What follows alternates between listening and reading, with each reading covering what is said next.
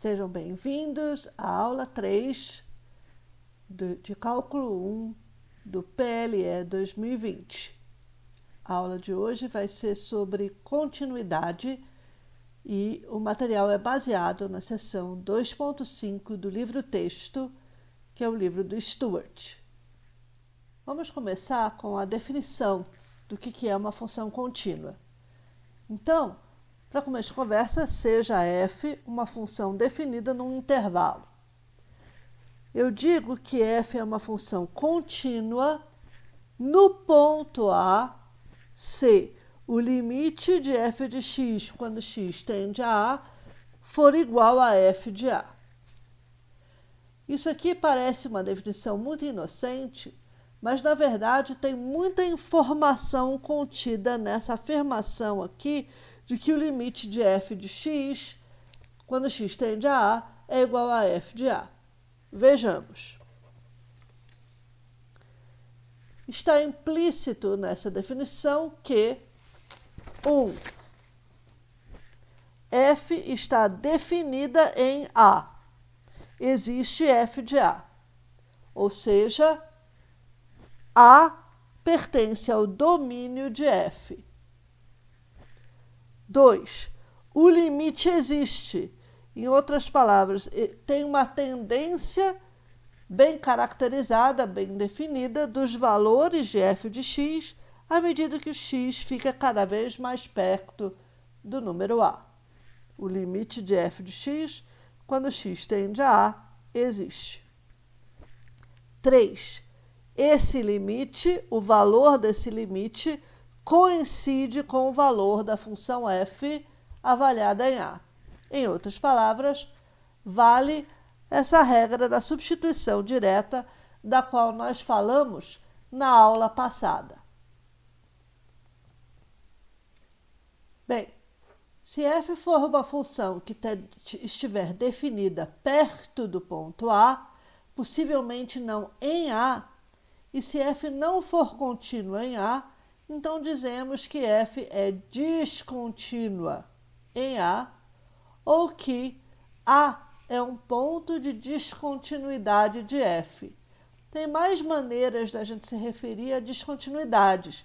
A gente pode dizer que f tem uma descontinuidade em A, que f é uma função com uma descontinuidade, que essa descontinuidade está em A, que f é descontínua porque ela é descontínua no ponto A. Tem várias maneiras de a gente se referir a uma descontinuidade. O que pode acontecer para f deixar de ser contínua? Para ser descontínua, você tem que não satisfazer uma daquelas 3 condições da definição de continuidade. As 3 condições da definição de continuidade era que existe f de A, que f está definida em A, que existe o limite de f de x quando x tende a A, e que esse limite coincide com o valor de f em A, ou seja, que vale a regra da substituição direta. Então, para que f seja descontínua, uma dessas 3 condições, pelo menos, tem que deixar de ser satisfeita. Pode ser que seja a primeira, não existe f de A. A não está no domínio da f.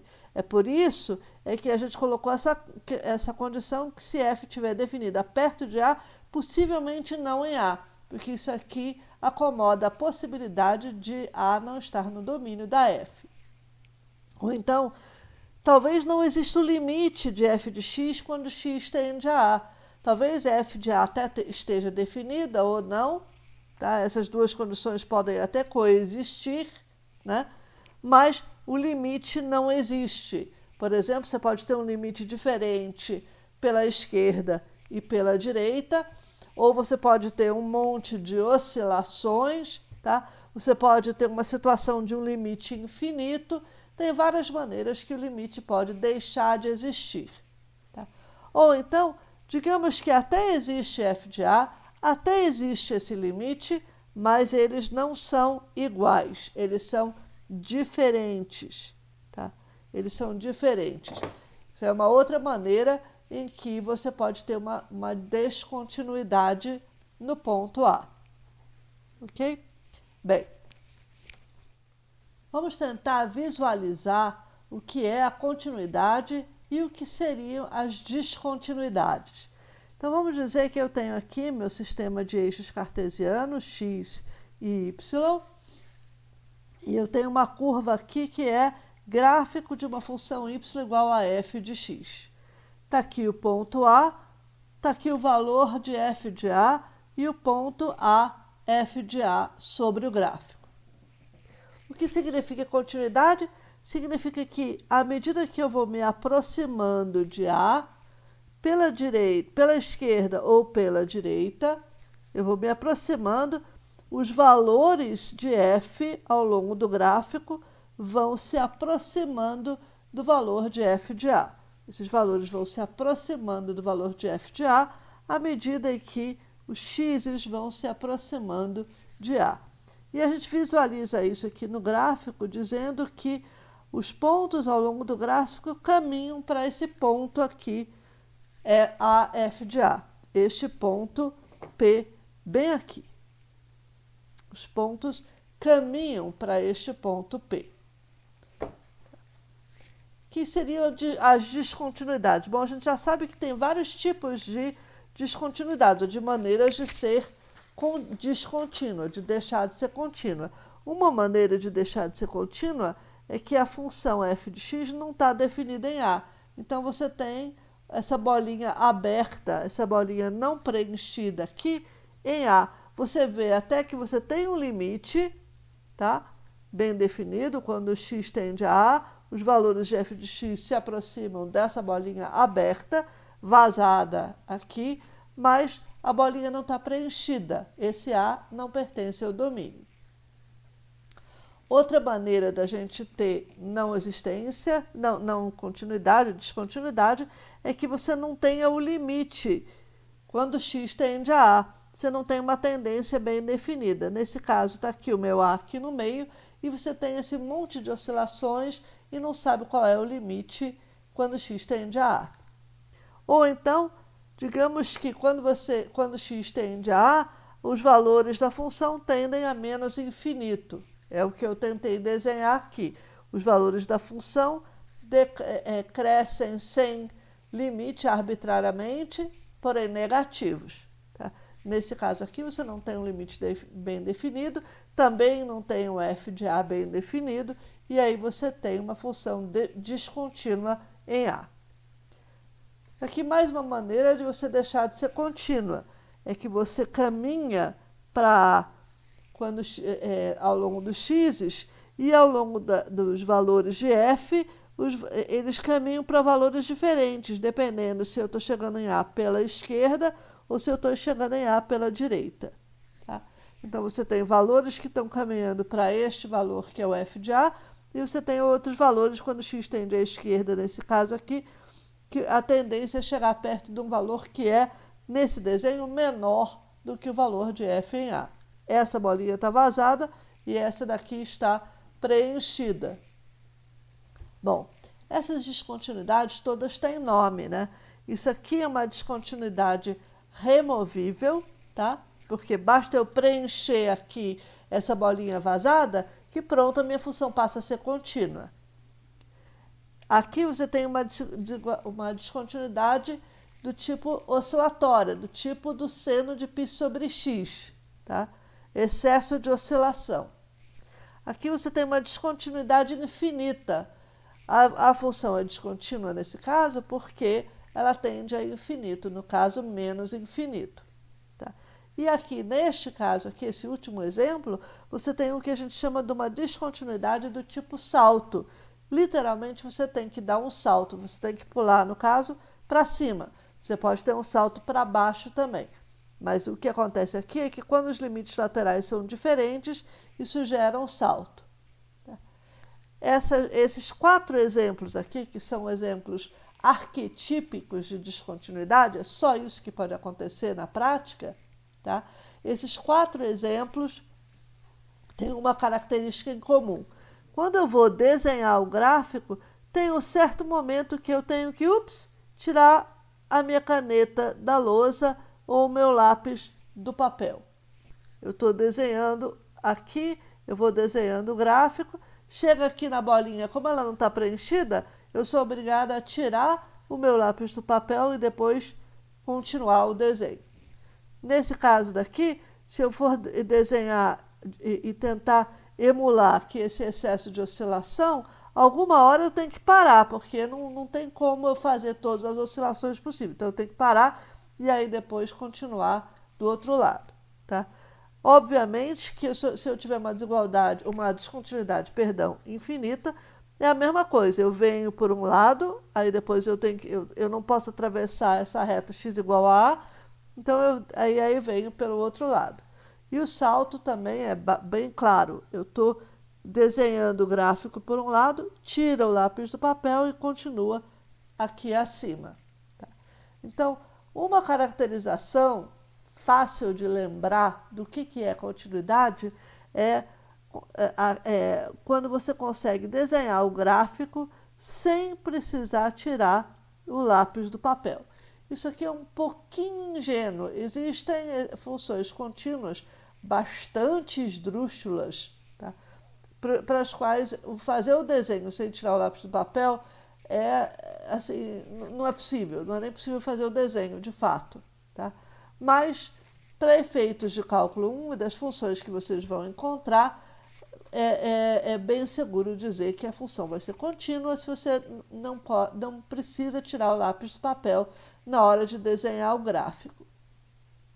Veja, isso aí não é uma justificativa, isso aqui é para vocês terem uma noção intuitiva do que é continuidade. Na hora de justificar uma situação, por exemplo, de prova ou de fazer um exercício, o que vocês precisariam fazer é voltar para a definição de continuidade e verificar se as condições da definição de continuidade estão ou não satisfeitas. Vamos ver alguns exemplos. Então, o primeiro exemplo é o exemplo de uma função que é contínua em A, qualquer que seja A pertencente a R. A função é esse polinômio, 3x² menos 8x mais π. Como é que eu sei que essa função aqui é contínua em A para todo A pertencente a R? Porque isso aqui sendo um polinômio, 3x² menos 8x mais π, eu sei, da teoria de limites, eu sei que vale a regra da substituição direta. E, portanto, se eu pego um A pertencente a R, o limite dessa função f de x, quando x tende a A, para calcular esse limite é só substituir, onde tem x eu substituo por A. Vai dar 3A² menos 8A mais π. E, portanto, f está definido em A, o limite de f de x existe porque é um polinômio, e esse limite é igual a f de A, porque vale a regra da substituição direta. Logo, essa função é contínua em A, qualquer que seja o A fixo real. Agora, vamos encarar uma função que é definida por partes. Uma função que é definida por partes é uma função que tem expressões ou definições diferentes para diferentes valores de x. No caso, eu botei uma função aqui que ela tem uma expressão se x é diferente de 1 e uma outra expressão constante b se x é igual a 1. E observe que essa expressão daqui, como x é diferente de 1, essa expressão é igual a x mais 1. Tá? Porque você fatora x² menos 1 como sendo x mais 1 vezes x menos 1, e aí depois você cancela o x menos 1 do numerador com x menos 1 do denominador. Tá? Bom, observe que se b for igual a 2, então esta função é contínua em A, qualquer que seja o A, da mesma maneira que a função do exemplo 1. Por quê? Pega um A pertencente a R. Olha para o limite de f de x quando x tende a A. Se esse A não for o 1, não for este ponto 1, então você vai usar essa expressão daqui para calcular o limite de f de x quando x tende a este A, e como isso daqui coincide com um polinômio, não tem problema, vale a regra da substituição direta. E se o A for igual a 1? Se o A for igual a 1, eu não posso mais usar a regra da substituição direta, porque a função tem dois tipos de definições diferentes. Tá? Então, não é substituição direta. O que eu preciso verificar é se o limite de f de x quando x tende a 1 é igual a b, que é o valor de f em 1. Tá? Como é que eu faço essa conta? O limite de f de x, quando x tende a 1, coincide com o limite de x mais 1, quando x tende a 1. E o limite de x mais 1, quando x tende a 1, é 2. Então, se b é igual a 2, f vai ser contínua em 1 também. Ou seja, f é contínua em A, qualquer que seja o A. Mas isso depende de eu escolher a constante b igual a 2. Então, é um problema bastante clássico de cálculo 1, um problema do tipo determine o valor de b para tornar esta função contínua em todos os A's. E, no caso, a resposta seria pegue b igual a 2. Bom, agora eu quero apresentar para vocês uma função muito estranha que se chama função maior inteiro, ou maior inteiro menor que x. Na verdade, a função se chama função maior inteiro, ela tem essa notação aqui, que é como se é um colchete com uma barrinha extra de cada lado. Tá? A função se chama função maior inteiro. A definição da função é assim, eu pego x e eu vou pegar o maior número inteiro que for menor do que x. Menor ou igual, de fato, a x. Então, por exemplo, o que é a função maior inteiro avaliada em 3,9? Se x é igual a 3,9, qual é o maior inteiro que é menor ou igual a 3,9? É 3, porque o próximo inteiro é 4, e 4 já é maior do que 3,9. 4,1. Quem é o maior inteiro menor ou igual a 4,1? É 4. 0,9. O maior inteiro menor ou igual a 0,9 é 0. Agora está aqui uma mais difícil. Quem é o maior inteiro menor ou igual a menos 0,4? É menos 1. Porque o próximo inteiro depois de menos 1 é 0. E 0 é maior do que menos 0,4. Ou menos 0,4 é menor do que 0. Então, menos 0,4 está entre menos 1 e 0. Tá? E o maior inteiro que é menor do que menos 0,4 é menos 1.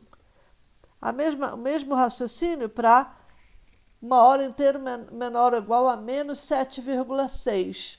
Vai ser menos 8, porque o menos 7,6 está entre menos 8 e menos 7. Só que o menos 7 você foi longe demais. Tá? Ele é maior do que menos 7,6.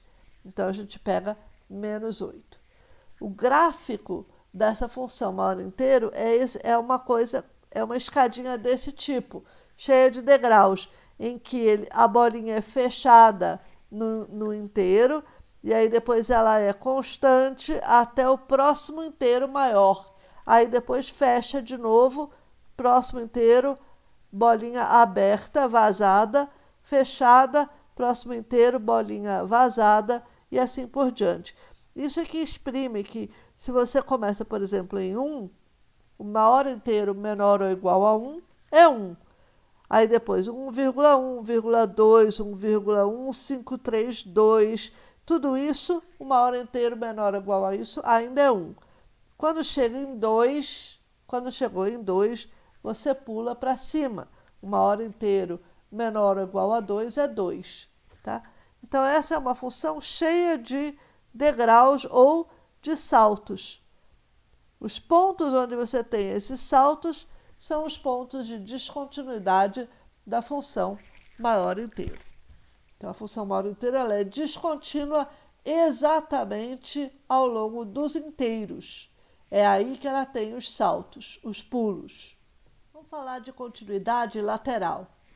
Então, eu vou definir que f é contínua à direita, tá, em A, se o limite de f de x, quando x tende a A pela direita, for igual a f de A. E eu vou dizer que f é contínua à esquerda em A, se o limite de f de x, quando x tende a A pela esquerda, for f de A. Tá? Então, nós temos continuidade à direita, limite quando x tende a A pela direita. Continuidade à esquerda, limite de f de x quando x tende a A pela esquerda. Ok? Se a gente olhar para a função maior inteiro de x, a gente vai ver visualmente, é muito fácil de enxergar que ela é contínua à direita nos números inteiros e ela é descontínua à esquerda nesses números inteiros. Porque o gráfico da função maior inteiro tem esse montão de degraus constantes, desses pulos. Esses pulos são exatamente nos números inteiros. E aí você verifica facilmente que se você se aproxima pela direita desse número inteiro, o limite é exatamente a bolinha preenchida. Se você se aproxima pela esquerda, o limite é essa bolinha vazada. Portanto, você tem descontinuidade à esquerda. Ela é vazada porque o valor de f está aqui em cima, não está embaixo. Finalmente, eu digo que f é contínua num intervalo se ela for contínua em todos os pontos do intervalo, em todos os a's do intervalo. Tá? Veja, eu sou obrigada a falar de continuidade lateral nos extremos do intervalo, porque se você tiver f definida no intervalo AB, então para cá ela não está definida e nem para cá. Ela não está definida nem para baixo de A e nem para cima de B. Portanto, em A e em B, eu sou obrigada a falar de continuidade lateral. Eu sou obrigada a falar de continuidade à direita em A e de continuidade à esquerda em B. Teorema. Suponha que você tenha f e g funções contínuas no ponto A, ou funções contínuas no intervalo, e c é uma constante, um número real constante. Então, f mais g, a soma, f menos g, a diferença das funções, constante vezes f de x, a função produto f vezes g, a função quociente f dividido por g, desde que g de A seja não nulo, todas essas funções ainda serão contínuas em A. Bom, esse resultado aqui, ele é uma consequência imediata das propriedades correspondentes de limites, aquelas propriedades que dizem que o limite da soma é a soma dos limites, o limite da diferença, o limite da constante vezes a função, do produto e do quociente. Então, as propriedades passam direto aqui para a continuidade. Corolário. Polinômios são funções contínuas na reta toda, funções racionais são contínuas no seu domínio. Então, polinômios são contínuos na reta toda porque a gente já aprendeu que para os polinômios vale a regra da substituição direta. Para calcular o limite de um polinômio num ponto A, é só você substituir x igual a A no polinômio. Então, isso aqui é equivalente a dizer que os polinômios são contínuos em A. Isso aqui vale para qualquer A pertencente a R e, portanto, os polinômios são contínuos no intervalo que é a reta toda. O que é uma função racional? Lembra, uma função racional é um quociente de dois polinômios. Funções racionais são contínuas em seus domínios porque o seu domínio domínio de uma função racional é exatamente os pontos onde o denominador não se anula. Então, se o denominador não se anula, você usa o teorema para concluir que a função racional vai ser contínua. E as outras funções que nós conhecemos? Por exemplo, as funções trigonométricas, seno de x e cosseno de x. Será que essas funções são contínuas? Vamos lembrar rapidinho como é que a gente define essas funções. Então, você tem a bola trigonométrica, aqui é simplesmente o círculo de raio 1, o raio aqui é 1, tá? E aí, no círculo de raio 1, você marca um ângulo θ a partir da horizontal, Tá? Você marca esse ângulo θ, você olha onde é que esse raio intercepta o círculo. Está aqui no ponto P. Para esse ângulo θ, você olha para o triângulo retângulo que tem vértices em P, na origem e aqui nessa reta vertical, interceptando a horizontal. Para esse triângulo retângulo, o cateto oposto a θ, esse cateto vertical aqui, dividido pela hipotenusa, que é igual a 1, isso aqui me dá o seno de x, o seno de x, de θ no caso, o seno de θ. O cateto adjacente aqui me dá o cosseno de θ, ou aqui no caso eu desenhei cosseno de x. Tá? Então, para efeitos desse mapa daqui, o x é igual a θ.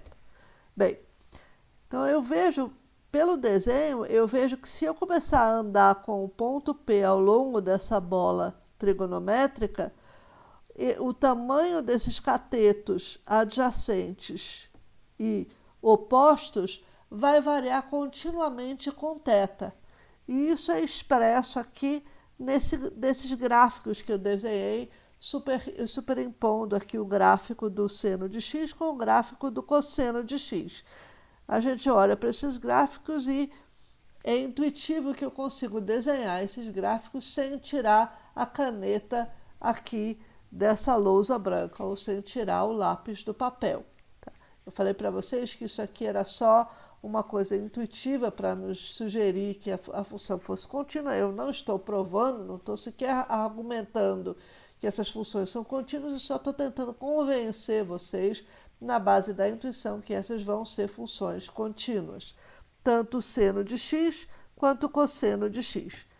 Bem, se o seno e o cosseno são contínuos, então aquelas propriedades sobre soma, diferença, produto, quociente, etc., vão nos garantir que a função tangente de x é contínua no seu domínio, cotangente é contínua no seu domínio, secante, cossecante são funções contínuas dos seus domínios porque vão ser quocientes de funções contínuas.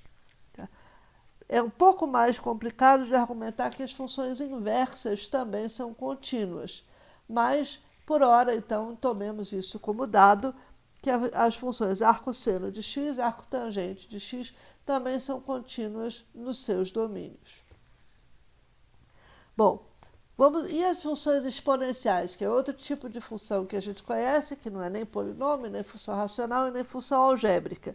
São as funções do tipo base elevado a x. A base é fixa, por exemplo, 2, por exemplo, 1/3, e x é que é a variável independente, x é que está variando. E é muito importante não confundir isso com x elevado a b. X elevado a b é bem diferente de b elevado a x. Tá? Bem, essas funções são funções contínuas também, até porque quando a gente define essas funções para x pertencente a R, justamente a prática é a gente definir b elevado a primeiro inteiros, depois a gente define b elevado a números racionais e finalmente a gente preenche os buraquinhos de modo a ter uma função contínua para definir b elevado a x para x irracional. Tá? Então, b elevado a x sempre vai ser uma função contínua também. Tá? E as funções inversas de b elevado a x, a função inversa, que é o logaritmo de x na base b. O que é log de x na base b mesmo, gente? Log de x na base b é o expoente, eu chamo isso de função expoente. É o expoente ao qual eu elevo a base b para obter o resultado x. Então, log de x da base b é igual a y, significa o quê? Significa que se eu elevo a base b, a esse expoente y, eu ganho x. Então, eu chamo log de x da base b de função expoente também. Então, isso aqui também são funções contínuas. Com isso, nós temos um dicionário grande de funções contínuas, um repertório grande de funções contínuas, que são todos os polinômios, todas as funções racionais nos seus domínios, As funções algébricas, que são aquelas que são obtidas por operações algébricas, incluindo tirar raízes enésimas, tá? Essas aqui, a justificativa para dizer que elas são contínuas é aquela justificativa que a gente usou para argumentar que limite de raiz enésima obedecia também à regra de substituição direta. Então, isso aqui tudo é função contínua, as funções trigonométricas, as funções em seus domínios, as funções exponenciais e as funções logarítmicas. Então, todas essas são funções contínuas e isso aqui nos dá um grande baú de funções contínuas para a gente poder brincar. Vamos continuar tentando aumentar aqui o nosso repertório de funções contínuas. Vamos procurar gerar funções contínuas a partir de funções contínuas conhecidas. E uma maneira da gente fazer isso é a gente tomar composições ou compostas, funções compostas. Então vamos começar com o seguinte teorema, que não tem a ver necessariamente com gerar funções contínuas a partir de funções contínuas, mas que tem a ver com as compostas, e diz o seguinte: suponha que você tem uma função contínua em B, e uma f e uma função g, cujo limite, quando x tende a A, é b. Então, f é contínua em B e g tende a B quando x tende a A. G de x se aproxima de B quando x se aproxima de A. Então, o limite da composta f de g de x, quando x tende a A, é f de B. O g de x está se aproximando de B, e f, então, em g de x está se aproximando de f de B, porque f é contínua em B. Em outras palavras, o limite da composta f de g de x, quando x tende a A, é f do limite. Isso aqui é o que nós, matemáticos, gostamos de descrever como comutação de limite e função. F do limite é o limite das f's.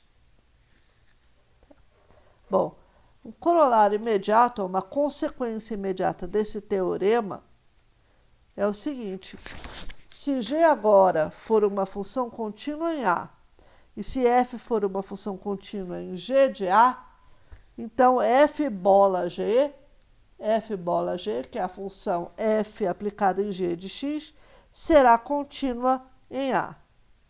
Claro, g de x, quando x tende a A, o g de x está se aproximando cada vez mais do valor g de A.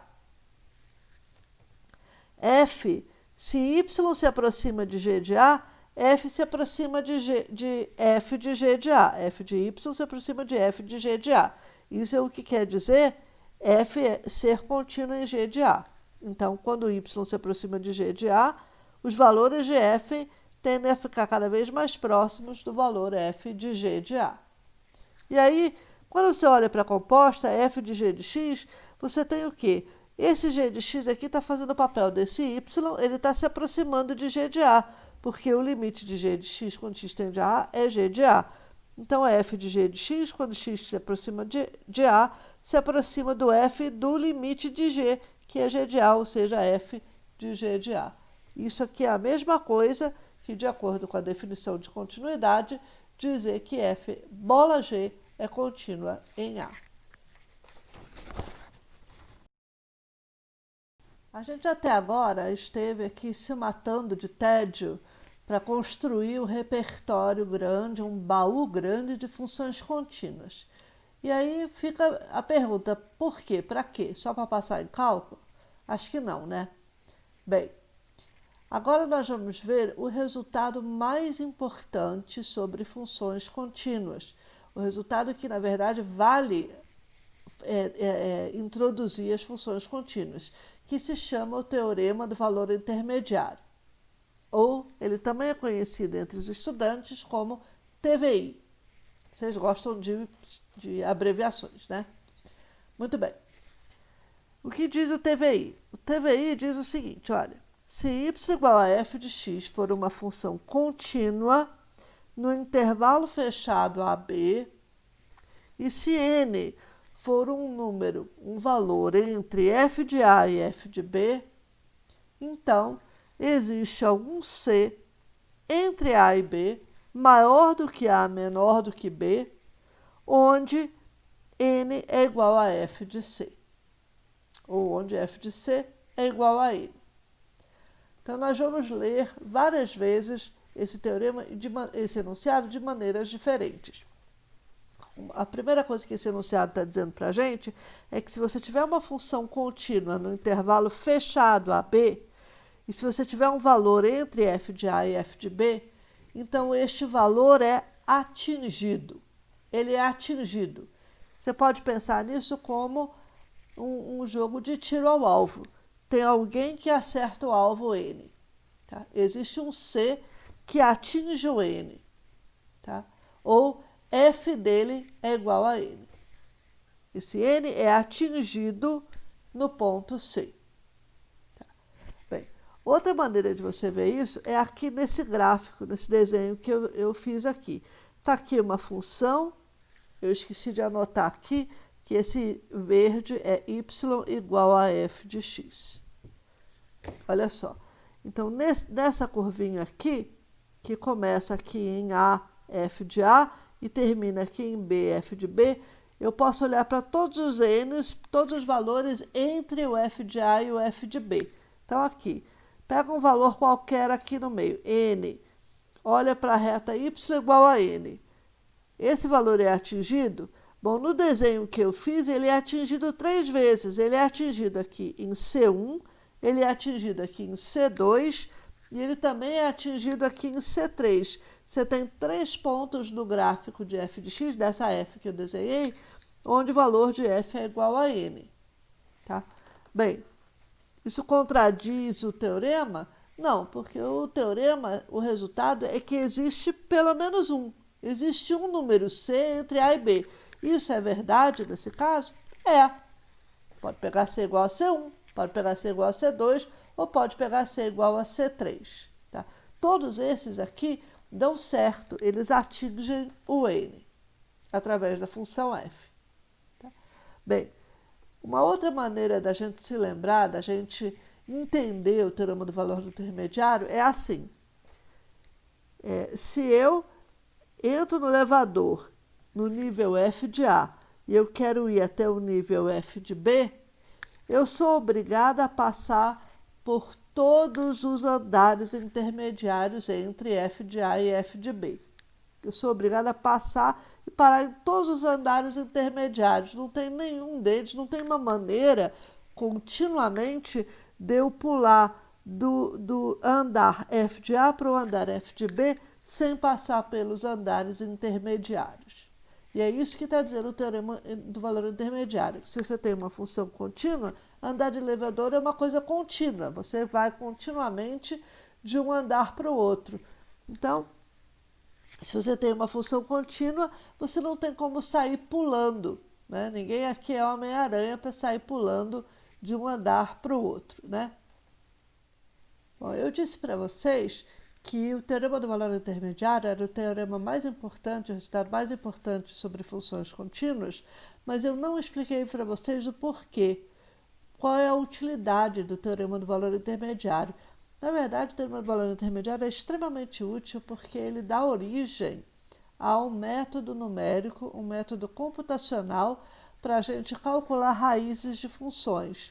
Se eu tiver uma função f que é contínua, uma raiz é um número r onde f se anula. F de r é igual a 0. E isso aqui, nossa, tem assim muita aplicação. Tem muito método computacional que depende de você conseguir encontrar raízes. Tá? Então, como é que você acha raízes de funções contínuas usando o teorema do valor intermediário? Então, olha só. Suponha que eu tenho uma função f de x que é contínua no intervalo fechado AB. E suponha que eu saiba, de alguma maneira, que o produto f de A vezes f de B é negativo. Se o produto f de A vezes f de B é negativo, quer dizer que f de A e f de B tem que ter sinais opostos, né? Porque tem aquela regra, mais com mais dá mais e menos com menos dá mais. Então, o jeito de você ter o produto dando menos é que você tem que ter mais com menos ou menos com mais. Então, esses dois têm sinais opostos. Um deles é maior que zero, o outro é menor do que zero.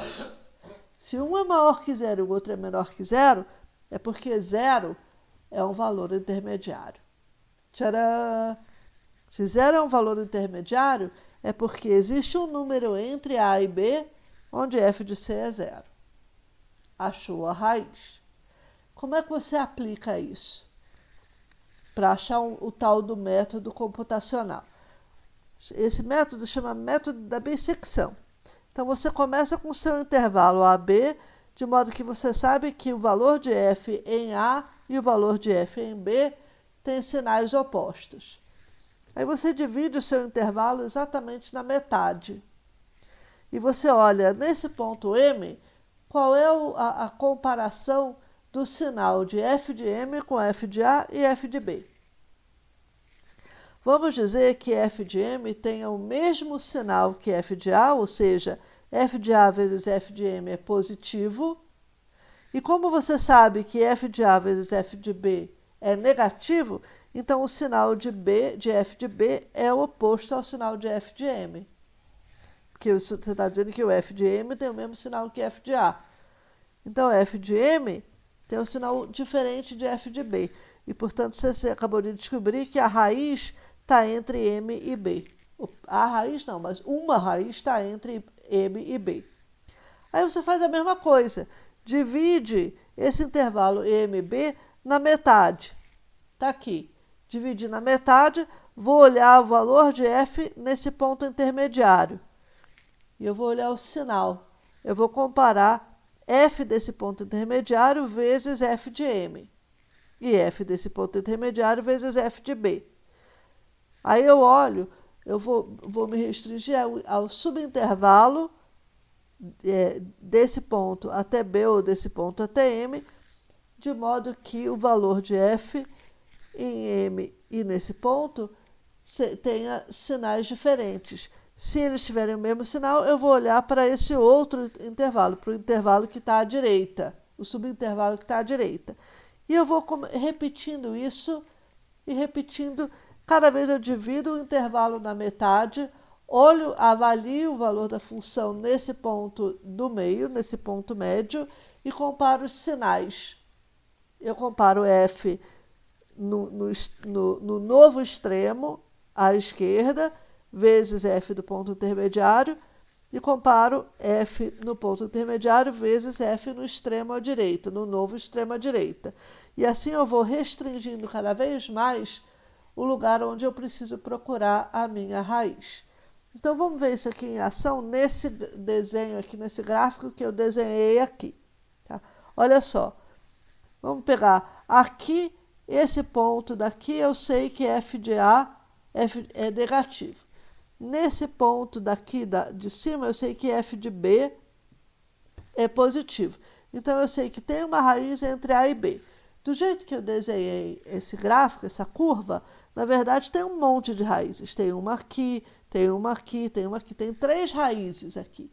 3 raízes significa que tem pelo menos uma. Então, beleza. Olhei para esse intervalo aqui, AB, e descobri que f de A, que é negativo, vezes f de B, que é positivo, esse produto é negativo. Bom, então agora eu vou dividir meu intervalo na metade. Bem aqui, M. Agora eu vou olhar o que acontece com f de M. F de M é negativo. Então, f de M vezes f de A é positivo. E f de M vezes f de B é negativo, porque o f de M é negativo e o f de B é positivo. Veja, o que aconteceu?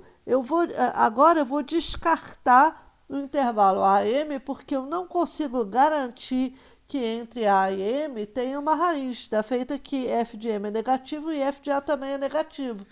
Então, com isso, eu estou ignorando essas duas raízes, eu vou perder essas duas raízes. Mas o objetivo do meu método numérico, do meu método computacional, não é achar todas as raízes. O meu objetivo é achar uma. E o meu método vai achar uma. f de m deu negativo, f de b positivo, então eu vou olhar para o intervalo de m até b. Divido ele na metade de novo, está aqui. Eu estou deliberadamente garfando aqui essa metade, tá? Então, quando eu dividi, eu ganhei um valor aqui, f do meu novo m, do meu m sobre 2, se você quiser, o M1, esse f de M1 aqui é negativo de novo. Então, ele vezes f de m, o resultado é positivo, porque eles têm o mesmo sinal. Consequência, eu descarto esse intervalo daqui, que de fato não tem, nesse caso não tem mesmo raiz nesse intervalo, e vou olhar para esse outro subintervalo, que vai daqui desse M1 até B. Tá? Ok, nesse intervalo que vai de M1 até B, então isso aqui agora é M1. Tá?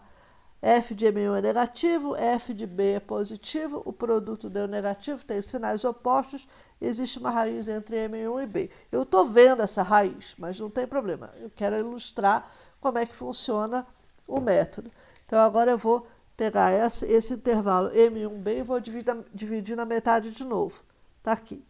Achei M2. Bem, agora com M2 eu vou olhar para o valor de F em M2. Levanto ele até o gráfico. Está aqui F de M2. Vocês veem que ele é positivo.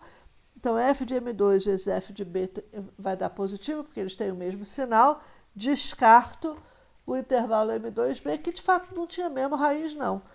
E aí eu vou me concentrar aqui no intervalo que vai de M1 até M2. Eu estou vendo que a raiz está lá. Está tudo certo por enquanto.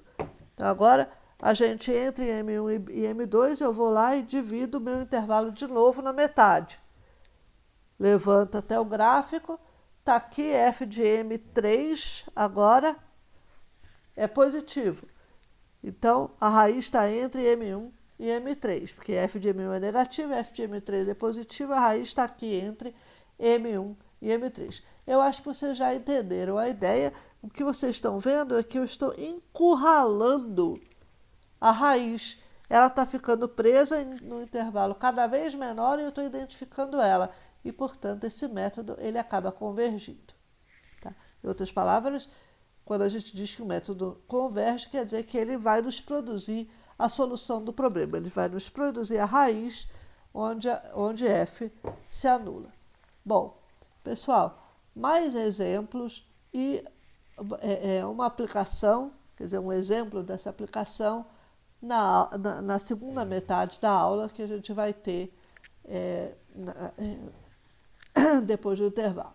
Tá bom? Ok, beleza, pessoal.